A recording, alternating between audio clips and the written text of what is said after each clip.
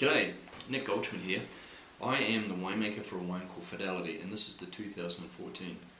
So 2014 was an amazing vintage. We'd just come off, the big ripe vintage 2013. We'd had 10 and 11 were cold vintages, and 13, 14 have been warmer vintage, but 13 was a heavy crop. 14 was much more in balance, and actually I was far more impressed with 14 as we went through rather than 13, although 13 got all the big press. So Fidelity is a blend of Merlot, Cabernet, and in this instance Petit Verdot. We didn't put any Cabernet Franc in the 14, but we may or may not do that in the future. We started making this wine back in 2000, and we've been making it ever since. We only make about 1,000 cases of it in any particular year. So anyway, let's give 14 a try.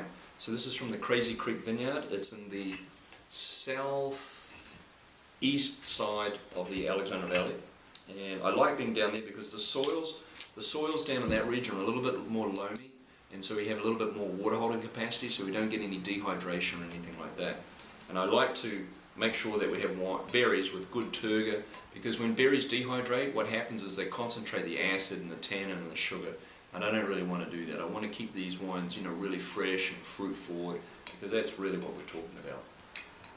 And when you go to the supermarket or something like that and you choose a fruit or a vegetable, you try to choose it a little bit underripe, so that when you get home it's going to be riper. And it's the same sort of thing when we pick Bordeaux varietals. I want to have those wines just a touch underripe rather than overripe any day.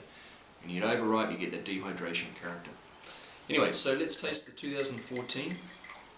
So you can see it's fairly young, but it's got a great purple hue with a little bit of red tint in the background, which is what we're looking for. As that wine ages, it'll become a little redder, of course. And the nose is really red cherry and black cherry with a little bit of walnut coming through from the wood, which I like. Yeah, it's very aromatic. For 2014, it's just full on in the nose.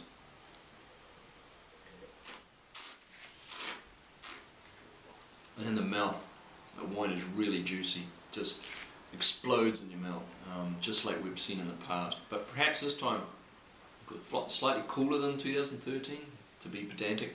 So it has a little bit more acidity, a little bit more structure, and therefore a little bit more length. Anyway, this is the 2014 Fidelity from Crazy Creek. I hope you can find it and I hope you enjoy it. Salute. Cheers.